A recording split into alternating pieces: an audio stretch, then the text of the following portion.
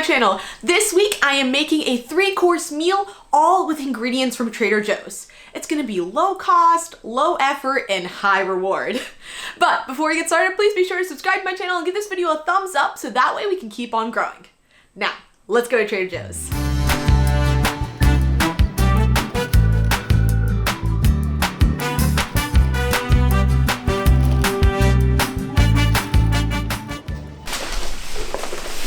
I'm back! Okay, I've got my groceries. Okay, I spent $37 on all of the ingredients that I needed, and I'm going to calculate how much each portion of each part of the meal costs. So I'll put that on the screen as we go ahead. Now, let's get to it. Okay, I've got my apron on and I'm ready to get cooking. We're going to start with our appetizer. So for the appetizer, I have picked up this salad kit. So this is their Mediterranean style salad kit. It has romaine lettuce, shredded broccoli stalks, a bunch of other goodies, as well as a pomegranate, and then something I already took out of the bag. I also got their demi baguette. So we're gonna go ahead and we're gonna make a salad type thing. So let's get to it. Okay, our first step is actually going to be to get the pomegranate seeds out of here. I am no pro. I've maybe done this once in my life. Now I've seen a lot of people take their pomegranate and, empty it in water because apparently it's less messy. I don't know. If you have any tips or tricks to opening or getting the seeds out of a pomegranate, do let me know. Okay, it looks pretty good, although I definitely did not open this very well.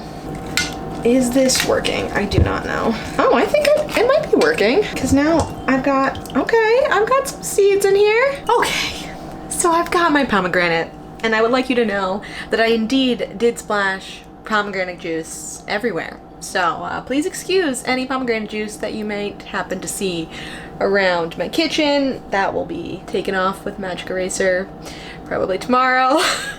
And I will say that opening a pomegranate in water was not that easy and probably didn't need the water, and I definitely will look up a tutorial next time I get pomegranate. However, I have some pomegranate. Also, please excuse any hissing, humming, noise, train noise type sounds that you might hear. I live in a New York City apartment and we don't control our heat, but we have these giant water pipes that make really loud noises. So if you happen to hear them, it's probably what it is.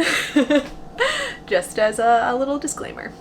So now we're gonna take our pomegranate and we're gonna take all of our other ingredients and we're gonna make the rest of our appetizer. Let's go.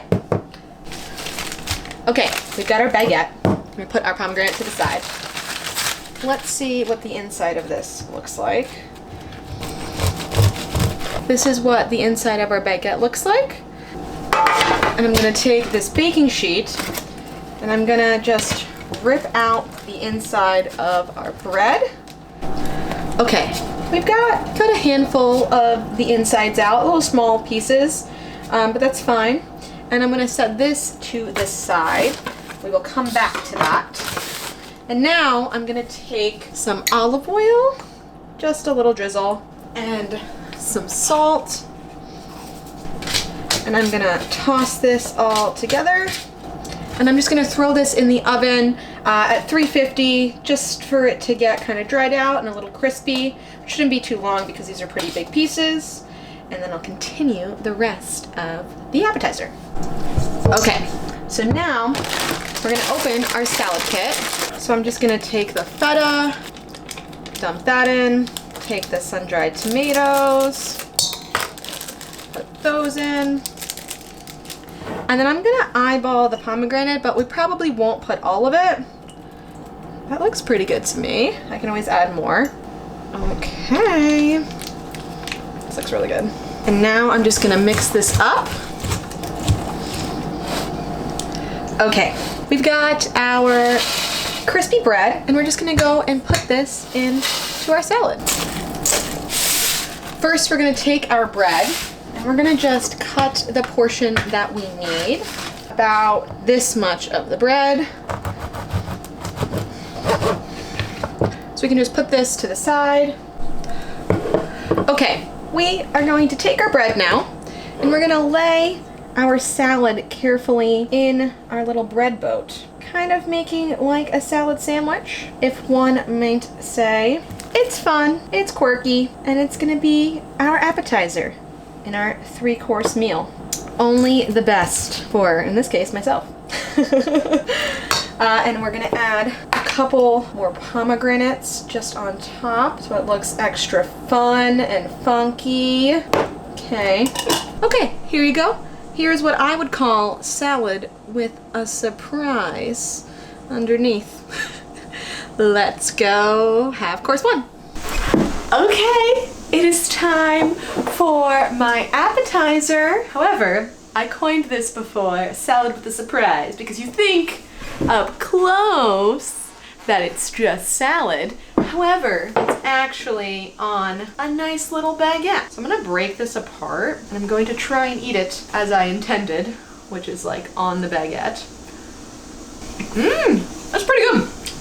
Honestly, more salad should just be eaten on top of bread. That was very good. I think the pomegranate really adds something, and I love the crisp of the crouton-esque type quick croutons that we made. Yeah, this, 10 out of 10. Very impressed. And it's jam-packed with flavor and nutrients. We got our greens in, there's broccoli saw in here, all our pomegranates, sun-dried tomatoes, lettuce, and I have plenty of leftovers. So, after I do all of my calculations, the estimated total just for the appetizer is... And at the end, I will also total everything up for you so you can see what the grand total of my 3-course meal comes out to be.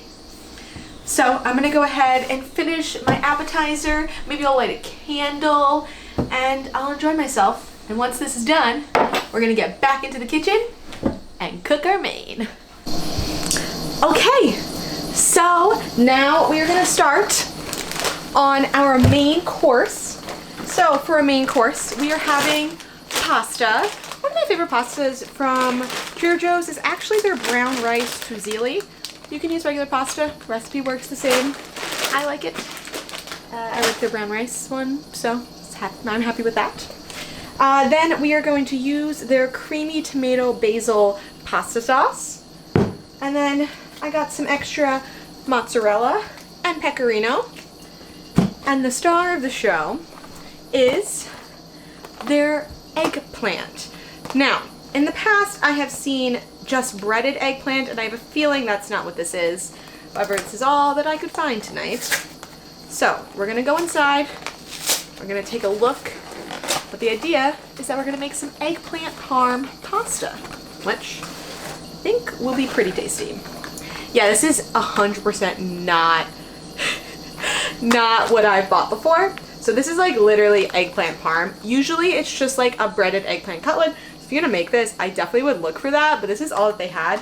So I am going to open this up and try and dismantle it for what I need, and we'll see how this goes. Okay, so I'm gonna start with boiling the water. My solution to making this eggplant the way I want, I basically just took my hands and went and broke the whole thing up. Because what I thought this was going to be was just breaded eggplant, and normally I would cook that down and then slice it into pieces, and then I would add all the elements that would kind of like resemble an eggplant parm into the pasta, because that's something I've made before and I thought it would go perfectly in this video. However, this is literally just stacked eggplant parm. So arguably it's better. However, we might not need as much of the mozzarella that I got as well. So we're gonna see how this goes. I just broke it up and I'm gonna fry it in a pan to kind of reheat it and cook. Normally it says to bake it, which you can also do. You could just bake it and do the same thing and slice it up. However, we're going for low effort. And my original low effort was just to like fry frozen eggplant, just reheat it in a pan and have to do as little dishes as possible. So let's see how this goes. Okay, we're gonna let that all heat up and cook and see how everything turns out. If you have never made yourself a 3-course meal, let this be your sign to definitely treat yourself every once in a while. Give yourself a full 3 courses. Cook for yourself. It doesn't have to be hard, but it does have to be delicious because you deserve it. Okay, we've got our pan hot enough. I'm gonna take my frozen stacked eggplant all broken up, and I'm gonna add it to the pan, and let's see. Turn the heat down. So this looks like it has like sauce and like basil too. So like the other item from Trader Joe's that I normally get is literally just breaded eggplant, like no sauce, no cheese. So I'm very curious how this is going to end up. Oh yeah, yeah, you definitely could have just broken this up in the pan with like a spatula. Did not need to do it with your hands ahead of time, but yeah, you live and you learn. We're gonna mix everything right in here. So I'm going to take this eggplant parm, which now honestly looks like a sauce. Okay, I'm going to take some of this creamy tomato basil pasta sauce. Originally, I was planning on using this whole jar. However, I don't think I need the whole jar anymore. Let's just pour a little bit in. See how this goes. Okay, I can definitely use some more. Probably about half a jar. Yep, that's about half a jar. Now I have about half of a block of the mozzarella that we got, and I'm just gonna put it all in and just diced it up. And the residual heat should melt that. So we're just gonna mix that in so we can get some nice creamy mozzarella. Now if you do use the other eggplant that I mentioned, you might want to use more mozzarella because this eggplant parm actually had some cheese in it too. All right, so while our pasta goes and like lets the residual heat to melt the cheese, we're gonna actually make our drink of the night. So I picked up some Trader Joe's plain sparkling water and a very now sad looking pear. It did not survive the walk home. It didn't follow the ground or anything, but it did get stabbed a lot by all of the ingredients in my bag, so it looks very bruised. However, it doesn't really matter because we're gonna muddle it and we're gonna make a pear infused sparkling water. So let's do that. I've got my special fall glass that I've chosen to use. Now, you can like peel the skin if you want, but clearly mine is so soft that I'll probably just not care and just like leave the skin on if it happens to get into it. But if your pear is easy to peel, then definitely go ahead and do that. Let's put some of this down in the bottom. Let's see how this goes. Okay, so I'm just pushing the pear down with a spoon. Okay, so when you look inside here, you can kind of see I got juice, I got pulp, you got plenty of goodness. I do have a little bit of skin, but I personally don't mind it, but this is, you know, the muddled texture that you're going for. Okay, so I used most of the pear. I'll put the rest to the side. I can snack on that later. Now I'm gonna take, hopefully, my not shaken up seltzer. Okay, my definitely shaken up seltzer. As long as we don't make a mess. Although that seems to be my trademark these days. No! Okay, we got it. Oh!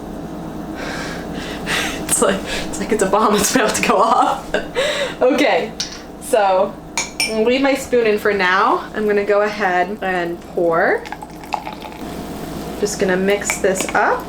Got your very own pear seltzer, fresh off the market. I rarely see pear seltzers, and I hope there's not a reason for that, but we'll find out tonight. It looks like I can add a little bit more. Let me add some more seltzer. Perfecto. Let's go take this over to our table, and then we can go ahead and plate our dinner, and it'll be time to eat our main. Got my candle, got my pasta, some extra pecorino, and our fancy pear drink. So let me try our pear seltzer. Dang, that's so good! It's really sweet. That is to say, if you have bruised fruit, you can just muddle it down and throw it in some seltzer, so that way it still gets some use out of it. I know I brought mine home right from the grocery store, but it still was extremely bruised. Dang, that's so good. Okay, that one I get a little pat on the back for, because I feel like that was just 2 ingredients and like, come on, low effort, low cost. That is what this video is all about. Now, for our pasta, I'm gonna go ahead and add a little more pecorino on top. You can use parm. I am just definitely team pecorino if you had to go between the two. Let's have a bite. Okay, come on. This is so good. Okay, so the funny thing is, this whole time I've been like, there's this other product from Trader Joe's that I thought I was buying and that's not what I got. However, like I said, I made something very similar using just the breaded eggplant. This wasn't breaded, but it was like stacked eggplant that was supposed to be like eggplant parm. And I can't tell the difference. They taste exactly the same. So that being said, if you get the breaded eggplant or you get the frozen stacked eggplant, it's still gonna make an amazing eggplant parm pasta. And it was so easy. All you had to do was just toss everything into a pan, mush it up into a sauce, and then add any extra bits that you want into the pot. I do think it needs the sauce if you're making a full pot of pasta like I did, because I just want to use up all the ingredients and have extra meals for the week. But if you were just going to use it on its own and not use any sauce, it probably would make between 2 to 3 servings, which I think is right based on the packaging. If you wanted to calculate it out that way, that's just how much pasta it seemed to kind of cover. But this one, game changer. And the mozzarella is melty, but like still nice and thick. If you wanted them to melt the mozzarella like even more, I would probably throw it in the pan when it's on a low heat, when you're like sauteing up your eggplant, to kind of get it down a little bit more. But I like it more chunky. But man, I'm gonna enjoy this. I'm gonna enjoy my lovely seltzer by my candlelight, and then we are gonna make dessert and we're gonna round out this meal.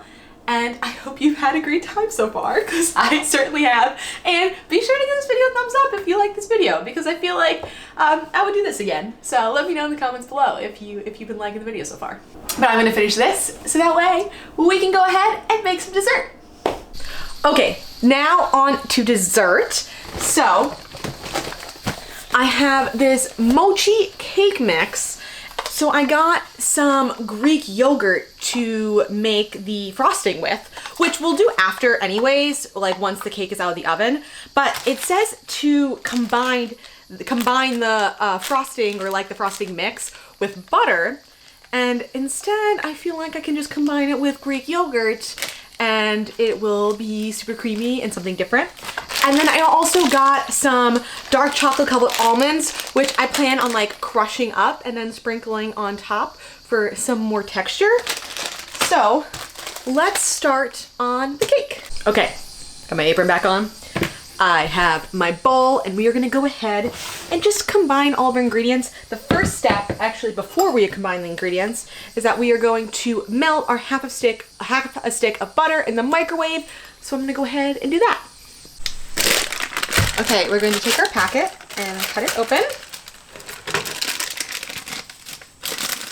Pour, oh my god, it smells so good. It smells delicious. We need 2 eggs.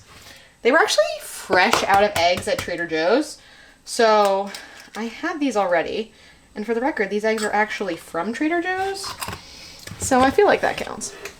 But if you don't want to use eggs, you could always use applesauce. That usually works, or like mashed banana. Oh no.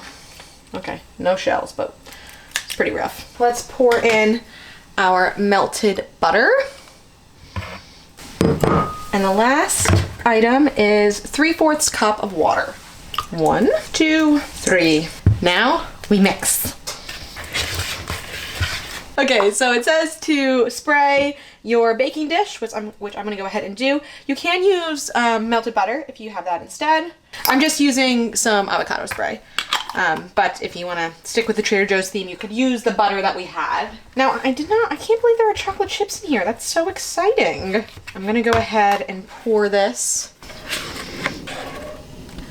Okay, it looks perfect. Now we're gonna bake it in the oven at 350 degrees for 40 to 45 minutes. Let's go. Okay, our cake is out of the oven. I have cooled it for a little bit, and I think we're gonna do all of the icing and assembly right here. So I'm gonna go get all of the ingredients that we need to finish off our cake.